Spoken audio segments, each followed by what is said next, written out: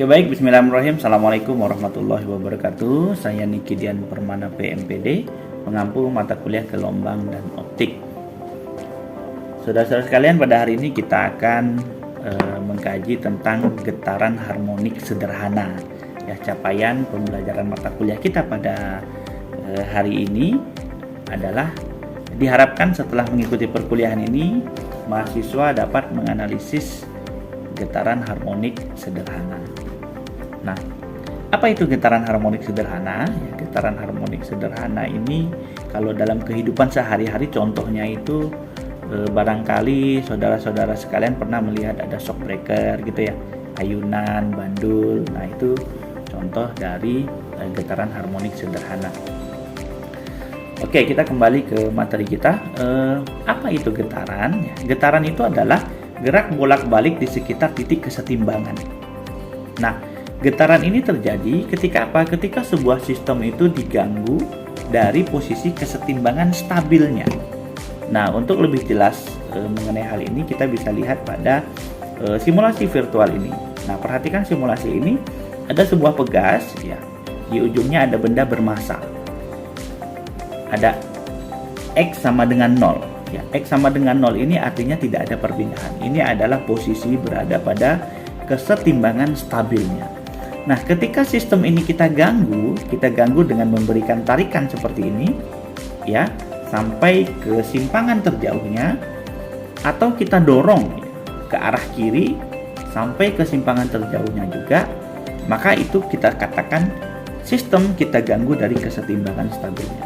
Ketika kita lepaskan, maka terjadilah getaran. Nah, getarannya ini kalau kita lihat terjadi bolak-balik di sekitar titik kesetimbangan stabilnya, yaitu di sekitar X sama dengan 0. Nah, coba kita perhatikan di bagian atas itu ada tanda panah yang disimbolkan Fs ya. Nah, ini disebut sebagai gaya atau gaya pemulih ya.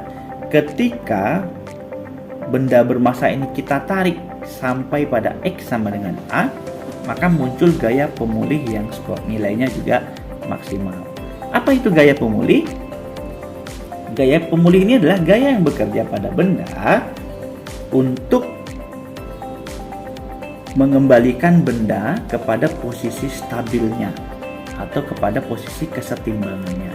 Semakin besar tarikan atau simpangan yang kita berikan, maka semakin besar pula gaya pemulih yang muncul. Nah, ini disebut sebagai gaya pemulih. Nah, kemudian kalau kita perhatikan dari simulasi virtual ini, ketika benda bergerak dari X sama dengan 0 ke kanan ke X sama dengan A atau simpangan terjauhnya, simpangan terjauh disebut juga dengan amplitudo, itu sama waktunya dengan dari X sama dengan 0 ke X sama dengan negatif amplitudo atau min A. Nah, inilah yang disebut sebagai bersifat periodik. Jadi getaran harmonik sederhana itu bersifat periodik. Artinya apa? Jarak waktu yang diperlukan untuk menempuh lintasan yang sama itu waktunya sama. Ya, nah perhatikan ini. Jadi waktu tempuh dari X sama dengan 0 ke X sama dengan A itu sama dengan waktu tempuh dari X sama dengan 0 ke X sama dengan min A. Nah, itu berkaitan dengan karakteristik dari osilasi yang bersifat periodik. Nah, ketika benda mengalami getaran harmonik sederhana, maka gaya pemulihnya itu berbanding lurus dengan perpindahannya dan dia berlawanan arah. Nah, ini sesuai dengan hukum Hooke ya.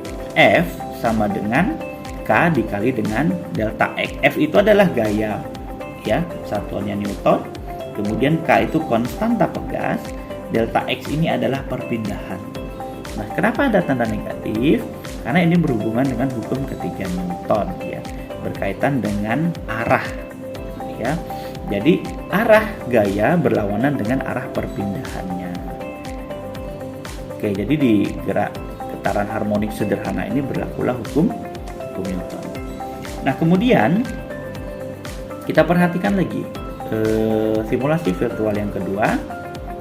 Nah, ketika pegas bermassa ini direnggangkan atau ditekan maksimum hingga perpindahannya sama dengan simpangan maksimum atau amplitudonya X sama dengan A atau X sama dengan min A, maka kecepatannya pada posisi itu adalah 0. Sedangkan gaya pemulihnya bernilai maksimum sesuai dengan hukum Hooke tadi. Maka V sama dengan 0 dan F sama dengan maksimum pada X sama dengan min A atau X sama dengan A. Pada posisi itu, percepatan muncul sebanding dengan gaya pemulih. Sehingga menurut hukum Newton, benda bergerak dipercepat menuju titik kesetimbangan. Karena benda bermassa memiliki inersia, maka saat melewati titik kesetimbangan, massa memiliki kecepatan maksimum dan gaya pemulihnya bernilai 0. V maksimum dan gaya bernilai 0 ketika berada pada X sama dengan 0 atau pada titik kesetimbangan. Percepatan pada titik kesetimbangan adalah 0 karena gaya pemulihnya 0. Namun, benda tetap bergerak ke kiri karena adanya kecepatan, sehingga percepatan negatif berangsur-angsur bertambah seiring bertambahnya gaya pemulih hingga berhenti pada simpangan maksimum X sama dengan min A. Waktu tempuh dari posisi X sama dengan A sampai posisi setimbang sama dengan waktu tempuh dari posisi X sama dengan min A hingga posisi setimbang. Inilah tadi yang disebut sebagai bersifat periodik. Getaran harmonik sederhana selain terjadi pada pegas, ini juga terjadi pada bandul. Coba kita perhatikan simulasi virtual berikut ini. Nah, inilah persamaan dari pegas dan bandul ketika dia melakukan getaran harmonik sederhana. Bedanya adalah ketika pada pegas, ya, gaya pemulihnya adalah F sama dengan min dikali K dikali delta X. F itu gaya pemulih, K itu konstanta pegas, dan delta X itu adalah perpindahan. Sedangkan pada bandul, gaya pemulihnya adalah min mg dikali dengan sin theta. Ya.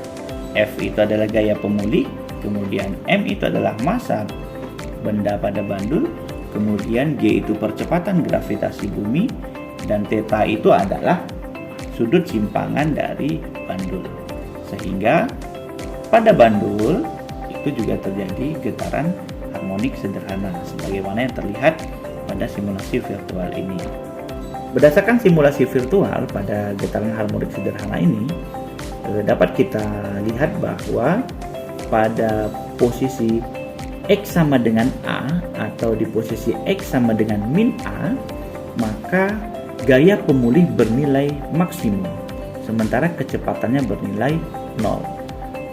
Namun pada titik kesetimbangan atau X sama dengan 0, kecepatannya bernilai maksimum dan gaya pemulihnya bernilai sama dengan 0. Nah, ini yang bisa kita lihat pada simulasi virtual ini. Nah, kemudian gerak harmonik sederhana ini terjadi ketika apa? Gaya pemulih berbanding lurus atau sebanding dengan perpindahannya. Sesuai dengan hukum Hooke, F sama dengan min K dikali delta X. F itu adalah gaya, K itu adalah konstanta pegas, dan delta X itu adalah perpindahannya. Oke, baik, terima kasih. Sampai jumpa lagi di pertemuan berikutnya.